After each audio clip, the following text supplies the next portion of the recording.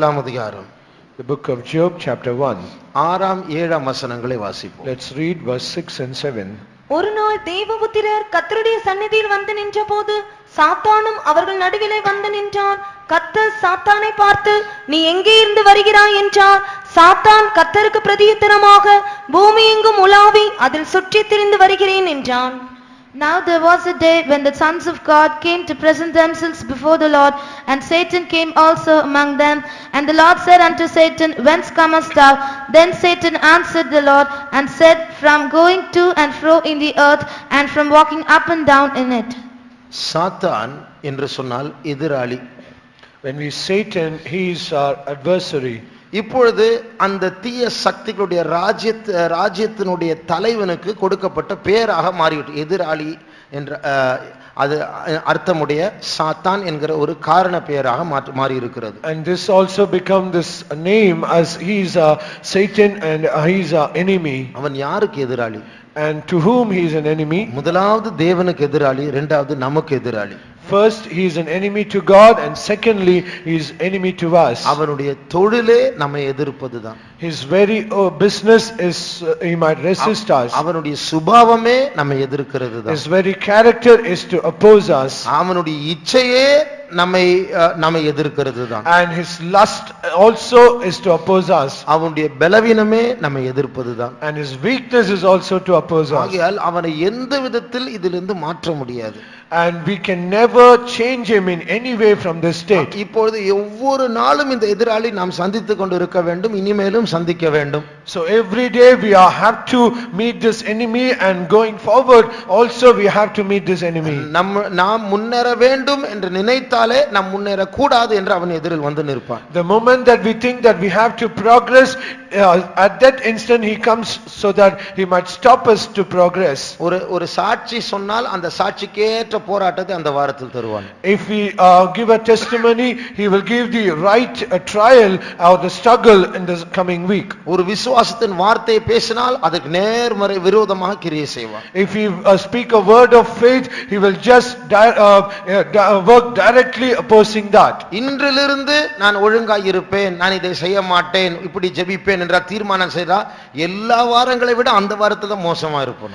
The moment that we decide to pray from this day going forward, I will pray more, and the coming week we will not pray in that week we have not prayed so much. ஆனால் எப்படியாவது நாம் போராடி ஜெயிக்க வேண்டும். But however we have to strive and we have to get the victory. ஆகையால் இந்த எதிராளியாகிய பிசாசுடைய சில தன்மைகளை பற்றி நாம் படித்து அறிந்து எப்படி அவனை தவிர்த்து தேவனோடு சேர வேண்டும் என்றும் படிக்க போகிறோம். So we are going to learn about the attitudes or the aspects of this enemy, and how we have to overcome this, and how we have to progress. குறிப்பாக இந்த வசன பகுதியிலிருந்து 3 காரியங்களை நாம் படிக்க போகிறோம். Especially from these 2 verses we are going to read about 3 things.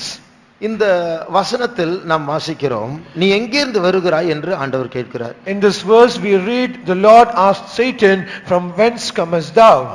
பூமியெங்கும் சுற்றி வருகிறேன் என்று சொல்லுகிறார். And he says that I come surrounding the whole earth. இங்கிலீஷில் சொல்லப்பட்டிருக்கிறது up and down, to and fro, மேலையும் கீழையும் அங்கேயும் இங்கேயும் சுற்றி வருகிறேன். In English it is said going to and fro and up and down.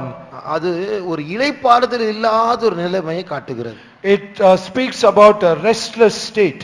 இங்க 1 பேதுரு 5ஆம் அதிகாரம் 8ஆம் வசனத்திலும் இதே சாத்தானை பற்றி இதே காரியத்தை வாசிக்கிறோம். In 1 Peter chapter 5 verse 8 also we read about the same thing, about the same Satan. சுற்றி திரிகிறான். He is coming around. அப்போ அது முதலாவது காரியம். இதிலிருந்து பிசாசனுடைய இளைப்பாறுதல் இல்லாத நிலைமை பற்றி நாம் வாசிக்கிறோம். So the first aspect of Satan we read that he is restless. அப்போ பிசாசு இளைப்பாறுதல் அற்றவன், அவனுக்கு சமாதானமே கிடையாது. So devil, he is restless and there is no peace for him. நரகமும் அப்படிதான். நரகத்துக்கு போகிறவர்களுக்கு இளைப்பாறுதலே கிடையாது. Even hell is also like that, and all those who go to hell, they will not have any rest. வெளிப்படுத்தல் 14ஆம் அதிகாரம் 11ஆம் வசனத்தை வாசியுங்கள். When we read Revelation chapter 14 verse 11, அவர்களுடைய வாதையின் புகை சதா காலங்களிலும் எழும்பும், மிருகத்தையும் அதன் சொரூபத்தையும் வணங்குகிறவர்களுக்கும் அதனுடைய நாமத்தின் முத்திரையை தரித்துக் கொள்ளுகிற எவனுக்கும் இரவும் பகலும் இளைப்பாறுதல் இராது. இளைப்பாறுதல் இராது. There shall be no rest. அப்ப நரகத்துல இளைப்பாறுதல் இல்லை. So in hell there is no rest. அப்போ பிசாசு எப்படி சுற்றி சுற்றி திரிகிறான், அவனுக்கு இளைப்பாறுதலே கிடையாது. அதே போலதான் நரகத்துக்கு போகிறவர்கள், நரகமும் இளைப்பாறுதலில் அற்ற ஒரு ஸ்தலம். So as Satan is going round and round wandering, there is no rest, and also there in hell there will be no rest. இந்த சாத்தான் பூமிக்கு தள்ளப்பட்டு 7 வருஷம் இந்த பூமி ஆளுகை செய்ய போகிறானே, அந்த உபத்திரவ காலமும் இளைப்பாறுதல் இல்லாத ஒரு காலம். This Satan is going to be cast down to this earth and for 7 years of tribulation, and in those 7 years also he will have no rest. ஆரம்பத்தில் சமாதானம் இருக்கிறது போல் இருக்கும், ஆனால் சீக்கிரம் அந்த சமாதானம் எடுக்கப்படும். பயங்கர யுத்தங்கள், இரத்த வெள்ளம், இயற்கை சீற்றங்கள், கொலைகள், அநியாயங்கள் அது பெருகிக் கொண்டே இருக்கும். In the initial stage, in the beginning, it will appear as though there is so much of peace, but as days goes by, there will be so much confusion, all bloodshed, and so much confusion, and all these natural calamities will happen. சாத்தான் அப்படிதான். Satan is likewise. சாத்தான் தள்ளப்பட போகிற நரகமும் அப்படிதான். And the hell that where the Satan is going to be cast out, that place is also will be like this. சாத்தான் ஆளுகை செய்ய போகிறதான உபத்திரவ காலமும் அப்படிதான். And the tribulation period where Satan is going to reign, it also will be like this. சாத்தானுக்கு அடிமையா இருக்கிற வஞ்சிக்கப்பட்ட துன்மார்க்கரும் அப்படிதான். And the wicked people who have been deceived and they are slaves to the Satan, they will also be like this. துன்மார்க்கர் கொந்தளிக்கும் கடலை போல் இருக்கிறார்கள், அவர்களுக்கு சமாதானம் இல்லை என்று வேதம் சொல்லுகிறது. The scripture says the wicked are like the roaring of the sea, there is no peace for the wicked. அது மாத்திரமல்ல, உலக சிற்றின்பம், இதுதான் முக்கியமான காரியம். உலக சிற்றின்பங்களுக்கு பின்னாடி போகிறவர்களுக்கும் சமாதானம் கிடைக்காது. And most important thing is all those who go after the passing pleasures of this world, they also will not have peace. சாத்தான் அதிகாரத்தை விரும்பினான், இளைப்பாறுதல் இல்லாமல் இன்று வரைக்கும் இருக்கிறான். Satan, he desired authority, but not even today he is without rest. Nebuchadnezzar பெருமையை அடையும்படியாக முயற்சி செய்தார். நான் கட்டின பாபிலோன் அல்லவா என்று சொன்னான். 7 வருஷம் சமாதானம் இல்லாமல் போய்விட்டான். King Nebuchadnezzar, he also desired that greatness, and he also said, this Babylon which I have built, and he was also cast down without any rest. Solomon ராஜா உலகத்தின் சிற்றின்பங்களுக்கு பின்னாடி சென்றான். என் கண்கள் கண்டதை விரும்பினதை எனக்கு விலக்கவில்லை என்று சொல்லி அனுபவிக்க சென்றான். எல்லாமே மாயை என்று சொன்னது மாத்திரமல்ல, மனதிற்கு சஞ்சலம் என்று சொல்லி இளைப்பாறுதலை இழந்தார். And King Solomon also, he went after the passing pleasures of this world, and he said, I have not kept anything from my eyes, and all that my eye have desired, I have given to that. And not only he says all is vanity, but he says all is sorrow to the soul. பிசாசு கொடுக்கிற வஞ்சையான இன்பங்களுக்கு பின்னாடி தற்காலிகமான இன்பம் இருக்கும், அதனுடைய முடிவு இளைப்பாறுதல் அற்ற ஒரு நிலவரம். And the happiness that Satan gives, not only it will be temporal, but the end shall be sorrowful. சிலர் நினைக்கிறார்கள் பணம் சமாதானத்தை தரும். Some people, they think money will give them peace. நான் இருக்கிற காலத்துல ஒரு டென்னிஸ் பிளேயர் இருந்தார். And in those days where there was a tennis player, அவருடைய பேர் மெக்கென்ரோ. 24 வயசுல கோடீஸ்வரனா இருந்தார். and his name is McEnroe. At the age of 24 he was a billionaire. சொந்த ஷிப் வச்சிருந்தார். He had a own ship. அப்போ அவரை இன்டர்வியூல கேட்டாங்க, உங்களுக்கு இவ்வளவு சின்ன வயசுல இவ்வளவு பணம் கிடைச்சிருக்கு, அன்றாட சவால் என்று சொல்லக்கூடிய ஏதாவது இருக்கிறதா? And when he was interviewed, they asked him, at this young age you are so rich, and do you have anything that any challenge that you have daily? அன்றாட சவால் இருக்கிறதா? Do you have a daily challenge? இருக்கிறது என்று சொன்னார். He said yes. அப்ப எல்லாம் ஆச்சரியப்பட்டோம், பணம் வச்சு எதையும் சாதிக்கலாம், அது என்ன அன்றாட சவால்? And many people, they wondered, with money he can do anything, but what is the challenge that he has? அவர் சொன்னார், நான் தற்கொலை செய்யாமல் இருப்பதுதான் என்னுடைய அன்றாட சவால் என்று சொன்னார். And he said, committing suicide is the greatest challenge that I have. Not committing suicide. Not committing suicide. ஏனென்றால் இவ்வளவு பணத்தை இவ்வளவு சின்ன வயசுல கிடைச்சது, ஆனா சமாதானம் இல்லை, இளைப்பாறுதல் இல்லை. Because I have so many riches and so many possessions, but I do not have peace. எத்தனையோ பணக்காரர்கள் அவர்களுக்கு மிரட்டல் போன் வரும். அந்த ஏரியா ரவுடிகள் வந்து மாமூல் வாங்குவாங்க, இவ்வளவு பணம் கொடு இல்லனா உயிர் எடுத்துருவார். And many rich people, they will have a threatening call saying, the such and such day will come, you should give us the money that is required of us. சமாதானம் கிடைக்கிற ஒரே ஒரு இடம் இயேசுதான். The only place that where we can get the perfect peace is Jesus. வருத்தப்பட்டு பாரம் சுமக்கிறவர்களே நீங்கள் எல்லாரும் என்னிடத்தில் வாருங்கள், நான் உங்களுக்கு இளைப்பாறுதலை தருவேன். All that you are heavy laden and they are sick, and they come unto me and I will give you rest. இந்த இளைப்பாறுதல் வேற எங்கேயும் கிடைக்காது. This rest we can find nowhere. அபிஷேகம் பெறும்போது, பரிசுத்தாவின் அபிஷேகம் அந்நிய பாஷையோடு பெறும்போது பைபிள் சொல்லுகிறது, இதுவே இளைத்தவனை இளைப்பாற பண்ணத்தக்க இளைப்பாறுதல். And when we receive the anointing, the scripture says this is the rest where it can give rest to the people who are weary. இப்படி இயேசுவை அண்டிக் கொள்ளுகிறவர்கள், அபிஷேகத்தை பெறுகிறவர்களுக்கு சோதனைகள் உண்டு. ஆனால் அந்த சோதனையின் மத்தியில் ஒரு பெரிய சமாதானம் உண்டு. And all those who accepted the Lord Jesus and who have received this anointing, they will indeed have the trials, but amidst all these trials they will have a perfect rest. Pastor D. Thomas அவர்கள் உயிரோடு இருக்கும் பொழுது அவருக்கு இந்த DP வியாதி மாதிரி ஒரு வியாதி வந்தது. When Pastor T. Thomas was alive on this earth, he had a sickness, something compared to tuberculosis. அவருடைய உமிழ்நீரோடு கூட ரத்தம் வருமாம் இருமல் வரும்போது. And along with the saliva there will also be blood coming out of it. அவரால பேச முடியாது, குரல் வெளியே வராது. And he will not be able to speak because his voice will not come out. ஆனால் கர்த்தர் சுகத்தை கொடுத்தார். But however God healed him. அவர் சாட்சியில் இப்படி சொன்னார். In his testimony he said like this. எனக்கு வேதனை இருந்தது, ஆனால் it was sweet pain. அது இனிமையான வேதனையா இருந்தது என்று. I indeed had that pain, but that was sweet pain to me. அந்த வியாதியின் மத்தியில் இயேசுனுடைய இன்பத்தை அவர் உணர்ந்தார். And in the times of his sickness he tasted the sweetness of Jesus. இது போல நாம் சோதிக்கப்படும் போது நாம் முறுமுறுப்பது, கேள்வி கேட்பது, புலம்புவது, இது தேவனுக்கு பிரியமில்லாத காரியம், தேவனுடைய கோபத்தை மூட்டுகிறதான வார்த்தைகள். So in our times of trials, if we ask questions, murmur, and if we just ask questions and lament after it, it is against the will of God and it is not pleasing to his eyes. இஸ்ரவேல் ஜனங்கள் அப்படிதான் செய்தார்கள். The children of Israel, they did like this. கானான் தேசத்தினுடைய பேரே இளைப்பாறும் தேசம்தான்.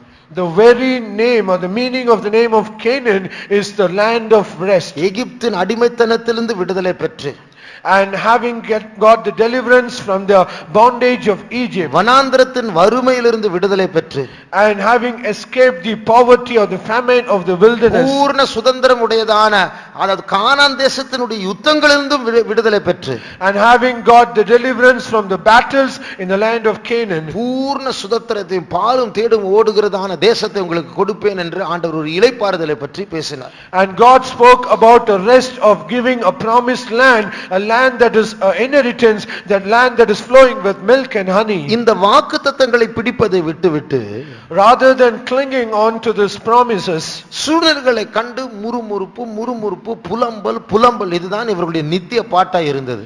and their eternal song was seeing all the situations, they always have to murmur and lament. கடைசியில் ஆண்டவர் promise பண்ண, நான் ப்ராமிஸா சொல்றேன், நீங்க யாரும் போக மாட்டீங்க கானானுக்கு. Finally God was forced to say a promise saying, promisely I will never bring you to this promised land. என் கோபத்தில் ஆணையிட்டேன் என்று சொல்லப்பட்டிருக்கிறது. It is said, I swear in my wrath. எபிரேயர் 3ஆம் அதிகாரம் 11ஆம் வசனத்தை வாசியுங்கள். Let's read Hebrews chapter 3 verse 10. 11 verse 11. என்னுடைய இளைப்பாறுதலில் அவர்கள் பிரவேசிப்பதில்லை என்று என்னுடைய கோபத்திலே ஆணையிட்டேன் என்றார். பைபிள்ல நிறைய வாக்குத்தத்தங்கள் இருக்கு, இதுவும் ஒரு வாக்குத்தத்தம் தான். And in the scripture there are so many promises, this also is a promise. நான் ப்ராமிஸா சொல்லுகிறேன், நீங்க பரலோகத்துக்கு போக மாட்டீங்க, அப்படி ஒரு வாக்குத்தத்தம் இருக்கு. And there is a promise saying, I indeed promise that you will never reach heaven. முறுமுறுத்து கொண்டே இருந்தால், கேள்விகளை கேட்டுக்கொண்டே இருந்தால், சூழ்நிலைகளை கண்டு புலம்பிக் கொண்டே இருந்தால் இந்த பிராமிஸ் தான் நமக்கு கிடைக்கும். And if we always murmur, lament and ask questions in all our trials continuously, then this will be a promise to us. என்னுடைய இளைப்பாறுதலுக்குள் பிரவேசிப்பதில்லை என்று அவர் பிராமிஸாக சொன்னார் என்றால் பிசாசு இருக்கிற அந்த இளைப்பாறுதல் இல்லாத அந்த அங்கும் இங்கும் சுற்றி திரிகிற நரகத்து பிசாசோடு கூட தான் நித்திய காலத்தை கழிக்க வேண்டும். And when he said they shall not enter into my rest, and I swear in as a promise, then our place also will be in the place where Satan is wandering to and fro without rest. They shall also be. ஆனால் இப்பொழுது தேவன் நமக்கு தருகிற வாக்குத்தத்தம் என்ன தெரியுமா? But now what is the promise God is giving us? அடுத்த அதிகாரத்தினுடைய 9ஆம் வசனத்தை வாசியுங்கள். When we read the 9th verse of the next chapter. ஆகையால் தேவனுடைய ஜனங்களுக்கு இளைப்பாறுகிற காலம் இனி வருகிறதா இருக்கிறது. இனி வருகிற ஒரு இளைப்பாறுதலின் காலம் இனி வருகிறதா இருக்கிறது. There remaineth therefore rest to the people of God. இதுதான் தேவன் நமக்கு தருகிற வாக்குத்தத்தம். And this is the promise God gives us. பைபிள்ல The scriptures, ரகசியங்களில் ஒன்றாக among the mysteries, காலங்களை 7 வகையாக பிரிக்கலாம். and this times of the period, dispensations, we can group it into 7. அதாவது சண்டே ஸ்கூல் சிலபஸ்லயோ நம்ம உபதேச புஸ்தகங்களையோ யுகங்களை பற்றி காலங்களை பற்றி பிரிக்கிறோம், அதை பற்றி சொல்லவில்லை. I do not say about the dispensations that is said in the Sunday school syllabus or in the doctrinal books. ஆண்டவர் இஸ்ரவேல் தேசத்தினுடைய வரலாறின்படி அவருடைய பண்டிகைகள் இதை அவர் பல விதத்துல பிரித்திருக்கிறார், காலங்களை பிரித்திருக்கிறார். And according to the history of the children of Israel, God has separated the times into 7. ஆகையால் சபை காலத்தையும் இஸ்ரவேல் சரித்திரத்தையும் பார்த்தால், so when we read the times of the church and the history of the children of Israel, ஒவ்வொரு காலத்தின் முடிவில் ஒரு இளைப்பாறுதலை பார்க்கலாம். at the end of every dispensation there was a rest. நான் 2 சொல்லுகிறேன், நீங்கள் மீதியை கண்டுபிடித்து வாருங்கள். I will share with you 2 of those, and you have to find out the remaining 5. மொத்தம் 7 அடுக்குகள் அப்படி உண்டு. And there are 7 levels like that. ஒவ்வொரு அடுக்கிலும் 7 உண்டு. And in each level there is a rest. முதல் 7 என்று சொல்லி 7 நாட்கள். When we say 7, it speaks of 7 days. 7வது நாள் ஓய்வு நாள், அதன் இளைப்பாறுதல். And the 7th day is the Sabbath day, that is rest. அது 7, முதலாவது 7. That is the first 7. அடுத்து ஒரு 7 உண்டு. There's the next 7. 7 வாரங்கள். 7 weeks. 7 வாரங்கள் என்றால் எத்தனை நாட்கள்? If 7 weeks, how many days? 49 நாட்கள். 49 days. அடுத்த நாள் தான் பெந்தேகோஸ்தே நாள், 50வது நாள். பெந்தேகோஸ்து என்று சொன்னால் 50. The next day is the 50th day, that is the day of Pentecost. அந்த பெந்தேகோஸ்து நாளில் தான் நான் ஒரு வசனத்தை சொன்னேனே, இதுதான் இளைத்தவனை இளைப்பாறத்தக்கதான இளைப்பாறுதல். அந்த பெந்தேகோஸ்து அனுபவத்தில் ஒரு இளைப்பாறுதல் இருக்குது 50வது நாள். And this day of the Pentecost, the 50th day, it is the rest that gives rest to the weary. அப்போ 7 நாட்கள், 7 days, 7 வாரங்கள், 7 weeks. இது போல 7 என்று பலதும் சொல்லலாம். So likewise we can say 7. அது பழைய ஏற்பாட்டில் புதிய ஏற்பாட்டிலும் பழைய ஏற்பாட்டிலும் கலந்து நான் சொல்லுகிறேன். And I mix both the Old Testament and the New Testament as well. நான் 2 சொன்னேன். I spoke about 2. மீதி 5 நீங்கள் கண்டுபிடித்து வாருங்கள். You have to find the remaining 5. 7 நாட்கள், 7 வாரங்கள், அடுத்தது என்ன? 7 days, 7 weeks, and the next. இதில விசேஷம் என்னவென்றால் ஒவ்வொன்றின் முடிவிலும் இளைப்பாறுதலை பார்க்கலாம். The most special thing is at the end of every 7 period there was a rest. Even இது தேவனுடைய ராஜ்யத்தின் தன்மை, இளைப்பாறுதல். This is one aspect of the kingdom of heaven or God. Rest. லைஃப்ல என்ன நடந்தாலும் அசைக்க முடியாத இளைப்பாறுதல் இதுதான். Whatever happens in our life, there is an unshakable rest that we have. பரிசுத்த பவுல் பாருங்க. Look at St. Paul. இந்த மழை பார்த்தாலே கலக்கம் வருது. பரிசுத்த பவுல் அவர் சொல்றாரு, எத்தனையோ நாட்கள் சூரிய வெளிச்சமே இல்லையா, அவர் நிலத்துல இல்ல, கடல்ல இருக்கிறார், கப்பல்ல. And even looking at the rains we are troubled, but St. Paul for so many days he did not even see the sun.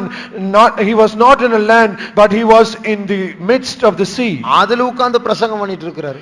And even at that place he was sharing the gospel. தேவனுடைய பிள்ளைகளுக்கு சாவிலும் இளைப்பாறுதல் உண்டு. For the children of God, even at death there is rest. நேற்று சொன்னேனே, அந்த catacombs ரோமாபுரியில் இருக்கிறதான under கிரவுண்ட்ல கிறிஸ்தவர்கள் ரோம போர் சேவர்கள் கண்டு சொன்ன காரியம், கிறிஸ்தவர்கள் சாவுக்கு பயப்படாமல் இருக்கிறது மாத்திரமல்ல, சாவில் சந்தோஷமா இருந்தார்கள் என்று சாட்சி சொன்னார்கள். Yesterday I said there was a secret underground places in Rome where the Roman soldiers, they themselves share.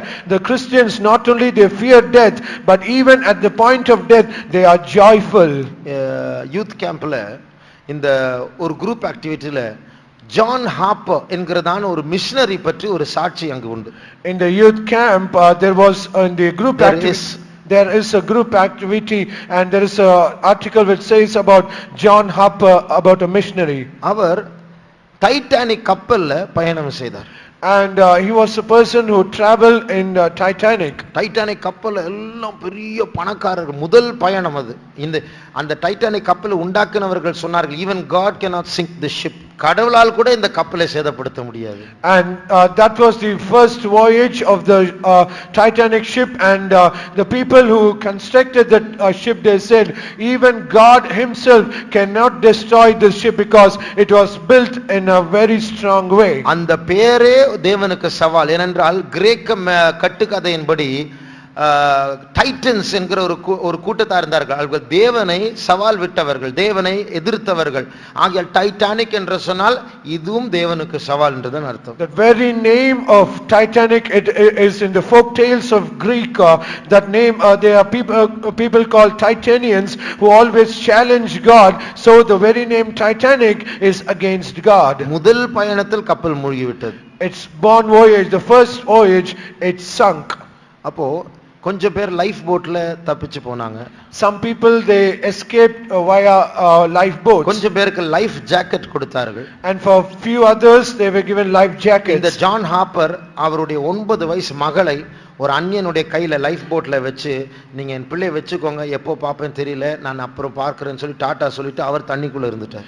And this John Harper, he handed over the 9-month baby to another person, and he said, I will take care of her afterwards. I do not know when I will see it, but I will come back. And he gave his life jacket to them. கப்பல் சேதம் அடையும் போது எப்படி நம்ம தப்பிச்சு போலாம் தான் நம்ம யோசிப்போம். ஜான் ஹார்ப்பர் அப்படி யோசிக்கல. When a ship is being in a terrible damage, we will always think that how we can escape, but this John Harper, he did not think it in that way. அந்த ice தண்ணியிலே heart நின்று விடும். In that freezing water we will heart will stop. ஆனால் அதற்குள்ள இறங்கி அங்க மூழ்கி கொண்ட கப்பல் சேதத்தில் மாட்டின அத்தனையோ பேர் போட் இல்ல, கடலுக்குள்ள இருக்கிறான், கொஞ்ச நேரத்துல சாக போறான், அவங்களை பார்த்து இவர் சுவிசேஷம் சொல்ல ஆரம்பிச்சார். And even in that freezing water, sea waters, and there are so many people, they do not have this life jacket or the boats, and looking unto them who are about to die, in the next moment he shared the gospel of God. அதாவது தீவிரமாக எனக்கும் கொஞ்ச நேரம் தான், உனக்கும் கொஞ்ச நேரம் தான், நீ இயேசுவை ஏற்றுக்கொண்டாயா, இப்போது ஏற்றுக்கொள், உனக்கு நித்திய ஜீவன் கிடைக்கும் என்று தைரியமா ஒவ்வொரு மூழ்கி கொண்டிருக்கிற ஆளை பார்த்து சொல்லிக்கொண்டே இருக்கிறார். And he was doing it in a very rapid speed, saying even you also have few moments, and I also have very few moments. If you have not accepted the Lord Jesus Christ, now is the time to accept him. ஒரு மனுஷன் கிட்ட போய் சொன்னார், நீ ரட்சிக்கப்பட்டாயா? And to one person he said, have you been saved? அப்படின்னா என்னன்னு தெரியாது. And that person said, I do not know what it நீ is. இயேசுவை ஏற்றுக்கொண்டாயா? And he said, have you accepted Jesus? இல்லை.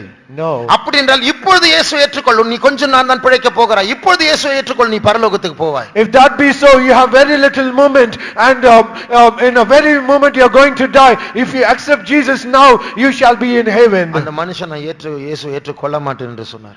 But that person, he said, I will not accept Jesus. John Harper என்ன பண்ணார் தெரியுமா? Do you know what John Harper did? அவருடைய life ஜாக்கெட்டை கழற்றி அந்த மனுஷன்ட்ட கொடு, நீ செத்த நரகத்துக்கு தான் போவேன், இதை நீ வச்சுக்கோ, நான் செத்த பரலோகத்துக்கு போய்டுவேன்னு சொல்லிட்டு இந்த லைஃப் ஜாக்கெட் அவர் கையில கொடுத்தார். And he removed his life jacket that he was wearing, and he gave it to that person, saying, if you die you will go to hell, but you need this life jacket, but if I die I will go to heaven, so take this. 4-5 வருஷம் கழித்து, after 4 or 5 years, அமெரிக்காவில் அல்லது கனடாவில் ஒரு meeting நடந்தது. in America or Canada there was a meeting held. Titanic survivors meeting, டைட்டானிக்கில் உயிர் தப்பி பிழைத்தவர்களுடைய meeting. That was a meeting called Titanic Survivors meeting. அந்த மீட்டிங்ல இந்த லைஃப் ஜாக்கெட் போட்டார்ல இயேசு ஏற்றுக்கொள்ள மாட்டேன்னு சொன்ன அந்த மனுஷன் சாட்சி சொன்னார். And at that meeting, this person who said that he will not accept Jesus and he got the life jacket, that person was talking there. அந்த ஜான் ஹார்ப்பர் என்கிற மிஷனரி அவர் உயிரை இழந்து எனக்கு அவருடைய லைஃப் ஜாக்கெட் கொடுத்து என்னை பிழைக்க வைத்தார். இன்றைக்கு நான் இயேசுவை ஏற்றுக்கொண்டேன் என்று அவர் சொன்னார். And he said that John Harper, he did not take care of his life and he was dying and he gave his life jacket so that I might escape, and because of that I have accepted Jesus in my life. கிறிஸ்தவர்களுக்கு வாழ்வும் இன்பம்தான் சாவும் இன்பம்தான். For Christians both life and death are the one and the same. இதுதான் தேவ ராஜ்யத்தினுடைய மேன்மை, இதுதான் தேவன் நமக்கு தருகிற இளைப்பாறுதல். This is the greatness of the kingdom of God and this is the rest that God gives us. அதே நேரத்துல At the same time, தேவனுடைய ஜனங்களுக்கு இளைப்பாறுதல் இல்லாத ஒரு நிலைமையும் உண்டு. there அது is ஒரு நல்ல காரியம். There is also a situation where the people of God will have, it will appear as though they do not have a rest. That also is a good thing. ஒரு பரிசுத்தவான் பரிசுத்தத்தை இழக்கும் போது அவனுக்கு ஒரு இளைப்பாறுதல் போய்விடும். A saint of God, when he loses his sanctity or purity, then he will lose his rest. பரலோக தரிசனம் உடையவர்கள் பரலோகத்தை அடையும் வரைக்கும் இந்த பூமியில் அவர்களுக்கு இளைப்பாறுதல் இருக்காது. And all those who have the vision of heaven, until they have the reach heaven, they will not have rest. சங்கீதக்காரன் சொல்லுகிறார், என் ஆத்துமா உமக்காய் ஏங்குகிறது. The psalmist says, my soul panteth after thee. 42ஆம் சங்கீதம் Psalms 42. 2ஆம் வசனத்தை வாசிங்க. Let's read verse 2. என் ஆத்துமா தேவன் மேல், ஜீவனுள்ள தேவன் மேலேயே தாகமாயிருக்கிறது. நான் எப்பொழுது தேவனுடைய சந்நிதியில் வந்து நிற்பேன்? எப்பொழுது தேவனுடைய சந்நிதியில் வந்து நிற்பேன்? When shall I come and stand before the presence அந்த of my ஏக்கம் God? எப்பொழுதும் தேவனுடைய மனுஷனில் காணப்படும். And that yearning should be found in a அது person. கிடைக்கும் வரைக்கும் இளைப்பாறுதல் இருக்காது. Until they get it, they will not have that rest. தேவன் எனக்கு இந்த ஊழியம் பிடிக்காது. For me, I did not like this ministry. ஆனால் ஆண்டவர் ஒரு காலத்தினுடைய மனதை மாற்ற ஆரம்பித்தார். But at one point of time, God was changing my heart. அந்த மனதை மாற்றின பிறகு நான் ஊழியத்துக்கு வர்ற வரைக்கும் எனக்கு திருப்தி இல்லை, நிம்மதி இல்லை. And after God changed my heart, until I came to the ministry, I did not have any rest within me. சமீபத்தில் ஒரு வாலிபனை பார்த்தேன். Recently, I happened to meet a young man, அவனுக்கு ஊழியத்துக்கு அழைப்பு உண்டு. and he indeed had a calling for the ministry. ஆனால் அவனுக்கு சில தடைகளும் உண்டு. However, he had some obstacles, ஊழியத்துக்கு வர ஒரு பெரிய தயக்கம். and he was hesitant to come for the ministry. அப்போ சமீபத்தில் அவன் என்னோடு பேசினான். And recently he spoke to me. எப்படியும் அவன் ஒரு 50,000 சம்பாதித்துக் கொண்டிருக்கான் ஒவ்வொரு மாதத்திலும். And almost he will be earning 50,000 a month. நான் சொன்னேன், நான் இந்த வருஷத்தோடு என் வேலையை நிறுத்த போகிறேன். And he said to me, from this year I'm going to stop from my job. இதுக்கு மேல வெளியே இருந்து என்னால சமாளிக்க முடியாது. And more than after this I will not be able to survive in this எந்த world. ஜெப குறிப்பும் கிடையாது. I do not have any prayer point for me. ஒரே ஒரு ஜெப குறிப்பு, எனக்கு இயேசு வேண்டும் என்று சொன்னான். I have only one prayer point, I need Jesus. அவனுடைய அப்பா அம்மாக்கு அவன் ஒரே பையன் தான், வேற பெண் இல்ல, யாருமே இல்ல, ஒரே பிள்ளை தான். For his parents he is the only one son. இப்போ ஒரு சொந்த வீடு கட்டிட்டு இருக்காங்க. And they are now constructing their own house. இவன் சொன்னா, எனக்கு அந்த வீடு வேண்டாம், எனக்கு நீங்களும் வேண்டாம், நீங்க பரலோகத்துக்கு போனா எனக்கு ரொம்ப சந்தோஷம், எனக்கு இயேசு தான் வேணும். And he said, I do not need that house, and I do not neither need you. It is enough that you reach heaven, but I need only my Jesus. எதற்காக பிடிக்கப்பட்டானோ அதை அடையும் வரைக்கும் அவனுக்குள் இளைப்பாறுதல் இல்லை. For that which he was apprehended, there was no rest till he has attained it. அதே போல தேவன் நமக்காக ஒரு இளைப்பாறுதலை வைத்திருக்கிறார். அதை அடையும் வரைக்கும் நமக்கு இங்க இளைப்பாறுதல் நிம்மதி இருக்க கூடாது. So also God has kept prepared a rest for us. Until we attain that rest, we should never have a rest here. ஆகையால் தேவனுடைய ஜனங்களுக்கு ஒரு இளைப்பாறுதல் உண்டு, அதை கிடைக்கும் வரைக்கும் இங்கே நாம் இளைப்பாறுதலா இருக்க கூடாது. So for the people of God, there remain at the rest, but till we reach or attain that rest, we should not have rest here. அதனால் தயவு செய்து இந்த இளைப்பாறுதல் அற்ற இந்த பிசாசினால் மோசம் போகாதிருங்கள். So do not be deceived by this restless நாம் Satan. இந்த வேத பகுதியிலிருந்து நாம் பார்க்கக்கூடிய இரண்டாவது காரியம், The second portion or the second aspect that we understand from this portion of the scripture. சாத்தானே நீ எங்கே இருந்து வருகிறாய்? God asked Satan, whence comest thou? நான் பூமி எங்கும் சுற்றி வருகிறேன். I come to and fro from this earth. அப்பொழுது ஆண்டவர் கேட்கிறார், என் தாசனாகிய யோபை நீ கவனித்தாயா? Then God asked him, have you considered my servant Job? அந்த வசனத்தை வாசிங்க. அடுத்த வசனம் 8வது வசனம். கர்த்தர் சாத்தானை நோக்கி, என் தாசனாகிய யோபின் மேல் கவனம் வைத்தாயோ? உத்தமனும் சன்மார்க்கனும் தேவனுக்கு பயந்து பொல்லாப்புக்கு விலகுகிறவனும் ஆகிய அவனைப் போல பூமியில் ஒருவனும் இல்லை என்றார். நீங்க வீட்ல இருந்து வரும்போது, இங்க ஃபெய்த்தோமுக்கு வரும்போது, So when you come to this faith home from your house, யாராவது உங்களை பார்த்து நீங்க அந்த மெயின் ரோடு வழியா வரும்போது ஒரு ஆள் வந்து ஒரு ஒயிட் ஷர்ட் ஒரு பிளாக் பேண்ட் போட்டு வந்தாரு, நீங்க பாத்தீங்களா அப்படின்னு. and as you coming to this faith home, if a person asks you, have you seen a person that is arrayed in white shirt and black pant, நீங்க என்ன சொல்வீங்க? what will be your reply? ஏங்க ரோட்ல எத்தனை பேர் நடந்துட்டு வராங்க, எத்தனை பேர் ஒயிட் பிளாக் போட்டுட்டு வராங்க, நீ பாத்தியான்னு சொன்னா யாரை கேக்குறீங்க அப்படிதான் கேட்பீங்க. You will just ask him, sir, there are so many people, they are arrayed in white shirt and black pants, there are so many people coming, then how can you ever ask, have you seen such a person? ஆண்டவர் சாத்தானை பார்த்து இந்த கேள்வி கேட்கும்போது சாத்தான் என்ன பதில் சொல்லியிருக்க வேண்டும்? யோபா அது யாரு? நான் பூமி எங்கும் சுற்றி வருகிறேன், நான் எத்தனை ஆயிரக்கணக்கான இந்த ஜனத்தொகை இருந்திருக்காது, ஆனாலும் ஆயிரக்கணக்கான ஜனங்கள் அந்த இருந்திருப்பாங்க, நீங்க யாரை பற்றி சொல்றீங்க? இப்படித்தானே கேட்டிருக்க வேண்டும். So when God asked Satan this question, what should have Satan replied? He is going to and fro, who is that Job? When I have to meet so many persons in this world, how can I ever consider this Job? இந்த வேத பகுதியிலிருந்து நாம் படிக்கிற இரண்டாவது காரியம் சாத்தானுடைய observing power, அவனுடைய கண்காணிக்க கூடிய திறன்.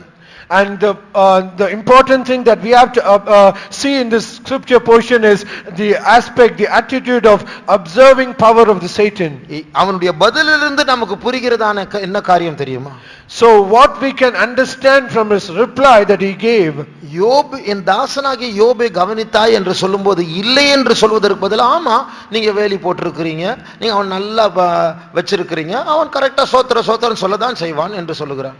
And without giving a empty answer to God, he said, yes, I know about Job, you have made a hedge around him, you have blessed him in every way, and so he is always praising to you. 10ஆம் வசனத்தை வாசிப்போம். Let's read verse 10. நீர் அவனையும் அவன் வீட்டையும் அவனுக்குண்டான எல்லாவற்றையும் சுற்றி வேலி அடைக்கவில்லையோ? அவன் கைகளின் கிரியையை ஆசீர்வதித்தீர், அவனுடைய சம்பத்து தேசத்தில் பெருகிற்று. இது சொல்லுகிறது பிசாசுடைய வார்த்தை இது. And these are the words of Satan. அப்போ இதிலிருந்து புரிகிற காரியம் என்ன? So what can we infer from this? பூமி எங்கும் சுற்றி உலாவுகிற சாத்தானுக்கு யோபை தெரியும். And this certain Satan who is going to and fro on this earth, he knows about Job. யோபினுடைய பெயரை தெரியும். He knows the name of Job. யோபினுடைய வீட்டை தெரியும். He knows about the house of Job. அவனுக்குள்ளதெல்லாம் என்று சொல்வது தெரியும். And he knows everything that belongs to him. அவனை சுற்றி, வீட்டை சுற்றி, எல்லாவற்றையும் சுற்றி வேலியை பற்றி தெரியும். And he knows about the hedge that is around him and around his family and around his every possession. அவனுடைய கையின் கிரியைகள் ஆசீர்வதிக்கப்பட்டது என்றும் தெரியும். And he also knows the blessed work of his hands. அவனுடைய சம்பத்து பெருகி இருக்கிறது தெரியும். And also his increased substance. இதிலிருந்து என்ன புரியுது? From this what we can understand. நம்ம நடந்துட்டு வரும்போது ஊர் இருக்கல ஒயிட் ஷர்ட் பிளாக் பேண்ட் நம்ம பார்க்க மாட்டோம், ஆனால் பிசாசுக்கு யார் தெரியுமோ தெரியலையோ நம்ம தெரியும். But we might not know all the people who are going in white shirt and black pant, but whether we can know it or not, but Satan knows about us very well. சிலர் Bible அப்போஸ்தலர் நடபடிகளை வாசிக்கிறோம் இல்லையா, சிலர் வந்து பவுலுடைய வரத்தை பார்த்து பேயை துரத்துறதுக்கு இந்த பவுல் பிரசங்கம் பண்ணுகிறதான இயேசுவின் நாமத்தில் உன்னை துரத்துகிறேன்னு சொல்லி பேய் பிடிச்ச மனுஷன் கிட்ட ட்ரை பண்ணாங்க. And as we read in the Acts of Apostles, some people when they saw St. Paul casting out demons, they tried it on the other, saying, we cast you out demon in the name of Jesus whom Paul preacheth. அந்த பிசாசு என்ன பதில் சொன்னது? What was the reply of the Satan? எனக்கு இயேசுவை தெரியும், I know Jesus, எனக்கு பவுலை தெரியும், I even know St. Paul, நீங்க யாரு? but who are you? அந்த அர்த்தம், The meaning, சாதாரண ஜனங்களை பற்றி பிசாசுக்கு கவலை இல்லை, இதெல்லாம் மொத்தத்துல நான் பிடிச்சிருவேன் கடைசியில. For all those ordinary people and the other common people, Satan is not at all worried because they are already into his trap. இயேசு தெரியும் சொல்றது விசேஷமானதல்ல, பவுல தெரியும் சொல்லுது பிசாசு. And it is not a special thing when it says he knows about Jesus, but how much a specific thing when he says he knows about Paul. இதிலிருந்து நாம் படிக்கிற காரியம் என்ன?